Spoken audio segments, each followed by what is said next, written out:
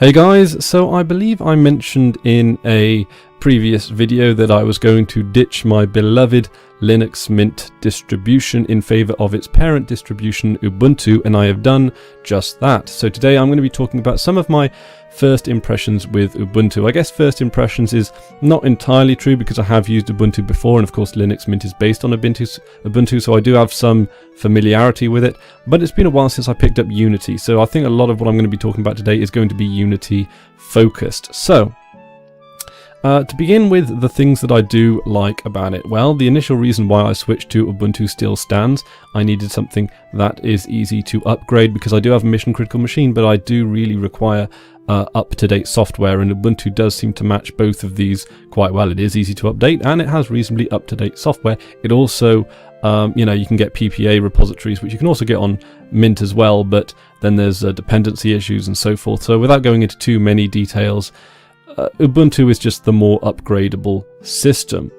Also, one thing I did notice is that, nowadays it contains the same codecs, and you can essentially do the same kind of multimedia things from a licensing and proprietary standpoint on Ubuntu as you can on Linux Mint. In fact, you can really do more from what I've discovered. Now, there's nothing to say that you can't jury rig or change your version of Linux Mint so that you can do anything which I'm about to talk about here. But I'm really looking for something straightforward and something that functions within, shall we say, the user's manual. I don't want to have to break a system or change it too much to get it to do what I want, because I still need it to be stable at the end of the day. That's why I didn't try and upgrade Linux Mint, because it says that's not a stable way to do it. Ubuntu says you can upgrade this way using, I think it's Aptitude or apt-get or whatever, and it is a recommended and it is a reasonably safe and stable way. But I did notice with the Ubuntu store is that they are shifting towards a lot more choice in terms of the nature of the software included. They've got a lot of open source stuff there as well, but they've also got a lot of sort of proprietary stuff there. They've got a lot of stuff that you can pay for as well. And I really like the idea of embracing different business models for software. I like open source as much as the next person. Some of the best projects on the internet are open source. Wikipedia, like WordPress, as the platform itself, and the Linux kernel is amazing. But that's not to say that open source is suitable for everything, and it's not. And there are some times when you want to allow software developers. Developers are very hard-working people, and in the open source world, they put a lot of work into a project which they don't really get the thanks that they deserve. And it would be nice if, like, small-time developers could actually earn money from all of this contribution, because I think that it will make the community stronger, and I think that small software developers who have a greater relationship with their consumer than perhaps the bigger guys, there's a lot to benefit there, and I think that Ubuntu could be the platform where that happens. And I also kind of get this vibe that Ubuntu almost wants to be Android for the PC. And I don't entirely think that's a bad thing either, because I have Android on my tablet device. I have no intention of switching it out for a Linux distribution. I don't even root it because I like the security that it offers. Android is a fantastic operating system for a tablet, for a phone. And some of the benefits of Android, like the way that the App Store works and so forth, are carried across to Ubuntu, and Ubuntu really does kind of feel like that. So I consider that to be a plus. Some other things that I do like about Ubuntu, well, let's get on to Unity, because Unity is probably the most contentious point about Ubuntu. It's caused a lot of people to switch to Ubuntu sister distributions like Kubuntu, Xubuntu, Lubuntu, all with different desktop environments. That we've even seen a spin-off GNOME Ubuntu. I can't remember what they've called that now, but yeah, it's Ubuntu with GNOME as the default desktop environment, and it's caused a lot of people to, Unity has caused a lot of people to jump ship to different distributions like that. Because Unity, well, to begin with, the things that I like about it is that Ubuntu clearly wants to make its way into the mainstream, and I think that it would be nice to see a Linux distribution make, a solid appearance on the desktop. And I think if Ubuntu is going to be that distribution, and I think that it really is going to be Ubuntu, because you need to have a big company like Canonical behind you, and you need to have like a business vision. I don't think community projects are going to make it into the big time in the in the same way that a corporate project will do. You need to have that cash incentive. You need to have hired staff. You need to have an investment, a lot of money. So, Canonical and Ubuntu are probably the best contenders for it. You might see something from SUSE, you won't see anything from Novell. But Ubuntu clearly wants to make its way onto the consumer market, and I, for one, applaud that. And that's where, the App Store that gives you the choice of being able to pay for apps, or take advantage of the open source ones, or and the whole the diversification of the community as well. But if Ubuntu is going to make it to the mainstream, it needs to move away from the command line. Most people are scared of the command line, really scared of the command line. And it's infuriating to me that whenever I have a problem and someone recommends a fix for it, they say, okay, go to the command line, open up this, type this in. Because as much as it is in terms of easy to fix and easy to use, first of all, I have not learned a thing, because someone has just told me to copy and paste something into a terminal. So I don't know, I don't necessarily know how it's fixed the problem, and that's kind of another problem. Whereas if someone had taught me through a GUI, then I'd at least know, I'd know more about the problem, and I'd be more on familiar terms of fixing it. And even if I do know about the problem, it's not just mainstream. It's to me, it's a constant reminder. The terminal being there is a constant reminder that Linux is, for want of an expression, an elite system. And I want it to be an elite system, and I want it to be a consumer system. I want it to be more diverse than it already is. And I think, Ubuntu sees that vision as well. And it's trying to move towards it. And you can see that it's moving towards it because there was no immediate button or way to get to the terminal. It took me a while to actually, I had to go through the menus and I had to put a shortcut onto the menu bar. So I like the idea that it's standardizing the GUI interface, because I think that's the next big step that Linux needs if it's going to become mainstream. We are starting to see people develop software for it. Steam is going to make a nice repository for it, and and in time, games and maybe some other software might be available for Ubuntu, especially considering that a lot of AAA titles have said that they're going to be developing for SteamOS now, which is great. So with that in mind, that's probably all of the good things about it. The good things basically, it looks very polished. I like the software store. I like the ability to buy software, and I like that it's trying to make itself more mainstream. Some of the things I don't like about it now, some of them are niggly, some of them are little. Some of them are like, well, if I wanted to go to my Unity bar, which my taskbar on the left-hand side of the screen, it's sometimes not responsive. The auto hide isn't really that responsive, and that's kind of frustrating, because the auto hide really needs to be good, because this monitor that you can see here on the left, that's only 1024 pixels wide. It's my second monitor here, and it's the leftmost one. But if I want to open up a Chrome browser window or whatever, and I wanted to have a look at, to open up basically any website, Facebook, YouTube, whatever, and the horizontal space is taken up by the Unity panel, that's a problem. And that's a problem in the sense that I have to scroll across horizontally and vertically. Like, there shouldn't really be a panel on the side of the screen. It should be top or bottom, or even both. But because those are basically the agreed parts of the screen that you can start taking up with taskbars and so forth. If you start taking space from the left, then you're going to start messing around with people's experiences of how they use the internet. And considering we're moving more and more onto the cloud, and Ubuntu kind of is going to be embracing that, it needs to make web surfing as easy and as friendly as possible, and that's certainly not doing it. It expects you to have a bigger screen than some people actually already have, and especially considering that Ubuntu is likely to be installed on a lot of XP machines now that the support for them is actually running out. It's a big problem. So anyway, so I've got it on auto hide, which is like the obvious solution to the problem, but I've had my cursor resting on the auto hide part of the bar, and it's not come out. It's actually on the highest sensitivity for the auto hide on the bar. It's actually on the highest sensitivity, but it's not, but it's still, it just feels unresponsive. There you go. So, you know, and you have to really sort of push it across the screen. You have to push it so that it's about like an inch or 2 inches out of the window. Like you have to have like an imaginary extended part of the screen. Okay, so anyway, yeah, that sounds like a little thing, but it basically sums up Unity. Unresponsive interface, right? Another case in point here. Okay, so I've got my rubbish bin file manager here. If I wanted to access the file menu, I have to, first of all, you know, you have to go all the way up here, right?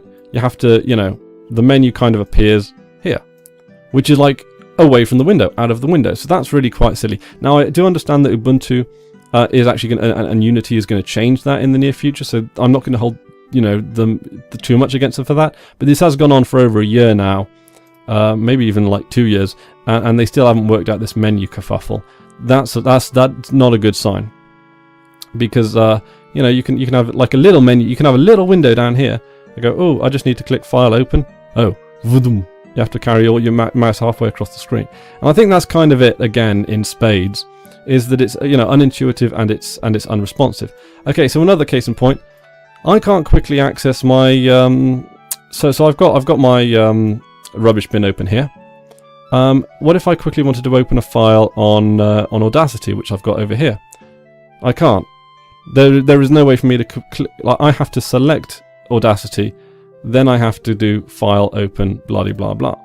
And then if I wanted to access the menu from Rubbish Bin again, or the menu from the file manager, I have to select the file manager and then go into the menu. It's that extra click, it's that extra thing that you have to do. It doesn't eliminate the number of things you have to do to get a task done, it increases the number of things you have to do. And this also, again, might sound like a small criticism. It might sound like a bit, but when you're using it as your main system and day in and day out and day in and day out, you have to put up with this little extra here, this little extra thing here. Okay, so going in that vein of it being a bit counterintuitive and a bit unresponsive to use, let's have a look at the Unity menu, because I've kind of found that that's basically a write-off, if I'm completely serious. So we go to Unity menu here. These are my some applications. Right now, presumably these are going to be the most common. No, these aren't my commonly most used applications. You know, Duke Nukem 3D Megaton Edition isn't the 4th most commonly used program on my computer now, and certainly not like Minitube or anything like that. So 2 Minitubes, don't know what that's doing there. So so it's just given me some programs off the bat. All right, well, you know, let's go to the applications lens, I think they call it. I know they have to keep inventing new words for various things nowadays, don't they? So these are again recently used. All right, that kind of possibly makes sense. And then it suggests, oh well, since you're looking for an application, maybe you'd like to buy some things. I don't even know. Is that a song? Is that a you know, like, oh well, and they're all for nothing as well. Oh no, there's some things that you have to pay money. Yeah. So okay, and again, yeah, okay, right. Here. This auto hide menu bar thing. I use a trackable mouse because it means that I have more precision and I can operate it faster. It doesn't come with a mouse wheel. It's, you know, it's a preference. Again, so, you know, this kind of interface expects you to have a mouse wheel. It expects you to have a standard computer setup. When I initially installed Ubuntu, it had 2 Unity panels. The idea of that is absolutely ludicrous. It doesn't expect you to have 2 computer screens. It was easy enough to remove, but it was a reminder that you know, Unity wasn't designed for your kind of computer. It was designed for your standard keyboard, mouse, one screen. You know, anything else, no. You know, anything else, it might work within the confines of Linux and so forth, but Unity was not designed for it, and it kind of, you know, constantly reminds you. So here we got recently used, installed, very useful. And you can filter your results up here in the top corner, which is great. Okay, I've got fonts, graphics, for example. Okay, yeah. So if I wanted to get to GIMP using only mouse clicks, I would have to go, dude, you know, all the, you know, and that's a long distance. And then yeah, or if I wanted to get to, say, like a game, you know, that's you know, going from here all the way down to here, all the way down across to here. It's not an efficient menu system. Like, the menu system was perfected with Windows 95. It really, really was. LXDE hasn't changed it. LXDE is a much more intuitive system, and I know that it's got the argument, well, it's been around a lot longer, it's a lot easier to use. Okay, that's great. So, you know, maybe it's a keyboard well, I mean, it is. It's clearly a keyboard-driven mouse. So if I wanted to search for an application, Audacity, right? Well, we'll do GIMP. GIMP is easy enough, right? So, okay, right, now I could be searching documents, I could be searching anything like that, right? So I've got GIMP up there now. And I still have to resort to the mouse. I still have to resort to clicking the mouse. You know, I still have to resort to the mouse. So it's not a keyboard-driven menu in the sense, you know, you still have to use your mouse to actually finally get there, don't you? You can maybe select it with your keys or whatever, but yeah. It's not useful. It's not useful. It's not a use. You know, this is a real problem for it. It's that yeah, it's just not intuitive. Is it a keyboard-driven menu? Is it a mouse-driven menu? I have used not operating system. I've used desktop environments that rely entirely on keyboard-driven everything. Keyboard-driven, you know, menus. Keyboard-driven ways of switching windows, selecting windows, arranging your windows on your screen, and it works. If you're into if you're into a keyboard-based layout, then that's great. You know, and you're into keyboard-based desktop environments, that's great. If you're into mouse-driven ones, you know, there are great ones out there as well. LXDE, KDE, XFCE, and I think GNOME, you know, it's been too long since I tried GNOME again, so I'm not entirely sure about it, but it's too counterintuitive, and it's slow, and it's, you know, it takes longer to do things, more effort to do things that you don't require effort to do. It's just generally quite inefficient. And again, you can't switch easily between windows. And also, again, the biggest problem that I have found with its counterintuitiveness of its interface is there's no easy way of switching windows. And you'd think that can't possibly be true. Well, if you look at at my Unity bar, right, I've got my installed programs here, which is about two height of the screen's worth, right? Which would be about as many as I'd imagine most people would have, really. You know, maybe, yeah, about that, right? That those are the most commonly used programs. Now, first of all, that's not the easiest way to scroll up and down, because, you know, you can miss, you can skew off.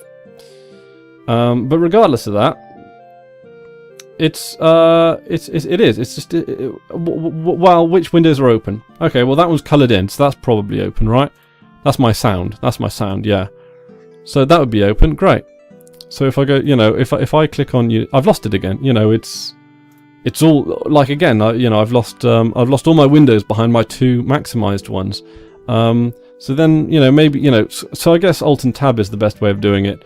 You know, I've got Steam open. You'd never know it, would you? And I like the idea of using large amounts of screen real estate. That's a good idea. But that means you do have to take your interface, like, more seriously than that. So, basically, to sort of sum up my first impressions of Ubuntu and Unity, is there are some great things about it. I'm going to be sticking with it. I'm even going to be sticking with Unity for the next, I want to say the next week. I can see myself giving up on it before then, to see if my attitude towards it changes, to see if I can become more comfortable with it, and to see if it does become more intuitive. Maybe I might realize that it is a much more keyboard driven desktop environment, and maybe you know, maybe I've been thinking through the mouse for too long, and maybe I've got to break some habits to make it really that user friendly or whatever. Maybe I might maybe I might realize that it is designed for a one screen keyboard mouse with a mouse wheel setup and nothing else. And anything else, well, you're better off just, you know, trying to find something else that works for you. I like Ubuntu as a structure, I like it as a philosophy, and I like the idea that it's an attempt to move into the mainstream. But I am a power user, I am not a mainstream user, and I'm imagining if you're watching this video, at least this far into this video, you are too a power user. So, again, you know, I'd like to see more corporate more commercially available software. And I'd like to see more choice. And when I say choice, I don't mean open source project A or open source project B. I mean you can have open source project A, open source project B. You can have various numbers of commercially available software. You can have perhaps something that operates on the cloud. Like choice. That's what open source is all about. And if your choice is open source or open source, it's not a choice if we're completely honest here. So anyway, I do like that Ubuntu does aim to diversify its audience, and I do like that it takes the money side of things seriously, and you can see that through some of the polish in its system and in some of the ways that it does things as well. I also like that there's commercially available support. If I run a business that relies on computers being up, there isn't that available for so many Linux distributions, namely Linux Mint. But if I have to pay a couple £100 a year, and that means that someone can just talk me through fixing a system, or it means that someone can can help me, who is like accountable to help me, that's great, and that is available on Ubuntu as well. And money is important when developing software projects. Ubuntu bears this in mind, and it's the stronger distribution for it. That being said, Linux Mint certainly has its place, and it is more user-friendly than Ubuntu at this stage. I am hoping that Ubuntu might, catch up. There's not much in it. So anyway, guys, thank you very, very, very, very much for watching. That's been my first impressions of Ubuntu, and more specifically Unity. Until next time, I've been Chris Ware, and you've been awesome. Take care now.